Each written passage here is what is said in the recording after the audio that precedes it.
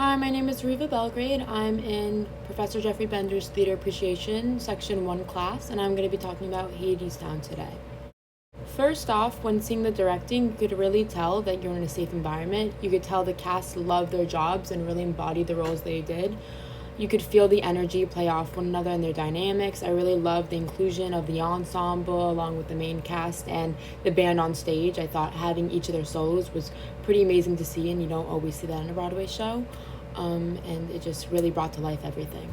Moving on, through the scenery, set design, and special effects, you're really transported from the audience into this other setting. The shift between the earth versus the underworld was very apparent. In the earth, you had these lighter, softer lights, and you had these tree branches, and really all these doors and windows to represent like you're on earth, it's a normal sort of setting that you would see in the older days. And then you have the shift to this darker setting with these moodier lights, these yellow lights, metal, no doors, no windows, and just a harsher type of mechanical reality. And they really do a good job about taking you to the underworld through the lights and through the trains and through the different special effects that they had to offer. They really transported you from above world to the underworld in a really fantastic way through the drop and through the moving wheel and through all the lights and through all the setting. Moving on, I think the acting and the roles and the actors themselves did a really good job impersonating each of their roles and really getting to the heads of them and making it their own from Greek mythology until now. I especially liked Hermes, Hades, and Eurydice compared to Orpheus and Persephone. I thought they had a good and complex character to each of them.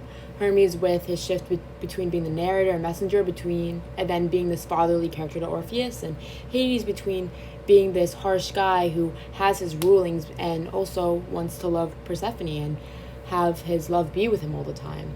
And then Eurydice and this toughness with the reality versus like her love for Orpheus and how he brings him to a different sort of place that she's never been before.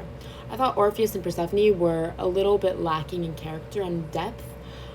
Maybe that was based on the directing and the writing as a whole, but I think also it has to do something with the acting and the roles played. I think they were sweet characters, but they didn't show much more to them than Orpheus being kind of this soft-sounding, whiny boy who can't be man enough for Eurydice and help her and support her. He's kind of naive and in his own world, and maybe that's what's so great about him, but also a big negative, and it kind of just didn't make me want to watch him as much. And then Persephone, I feel like we didn't really see much about her other than her relationship to Hades and how they're coming back together at the end, which was beautiful to see, but it lacked the depth of the other characters involved in the play. You really just didn't see much of her inner depth.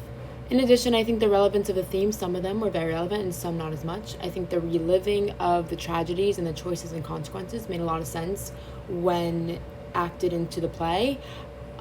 You see the foils of Hades and Persephone versus Orpheus and Eurydice, and you really see how the history comes to life in both their ways, making each of the stories more deeper and have more of a poignant story to them. And I think Hermes does a really good job about narrating the stories and saying how we have to relive them and repeat them because that is what history is and why it's so important. And it also shows its choices and consequences and the reality of the situations that we make for ourselves and what we choose. I think what didn't make as much sense was the political analogies hidden in there, that everyone deserves a place and how he holds people out against the wall. I think they wanted to connect us from nowadays into the play and bring us back a little. But it didn't really make sense when you're talking about the underworld and having a wall. Saying that they're safer with the walls closed off just doesn't make sense in the idea of the underworld. Lastly, I'm left with a lot of questions and what really happened with the bargain. When the ending was coming along together, I was shocked and betrayed in some ways by how the story was ending, but it left me with so many questions and so confused whether did Zeus end up sticking with his end of the bargain, or did Orpheus just look back at the end of the day? Because the shift in the scenery was that they were home, but the lighting was still of the underworld, so it left me with lots of questions. It also hit me very hard with Hermes at the end breaking the third wall, saying we do this to repeat the stories because it's important, and seeing the tears roll down his face really left me shocked. This play was amazing and I loved it so much and I would recommend it to so many people. There's just some questions that I'm left with. Maybe that's my analytical side, but it left me with a lot of questions, and here's my ticket where you can see that I watched it 2 Thursdays ago. Thank you so much.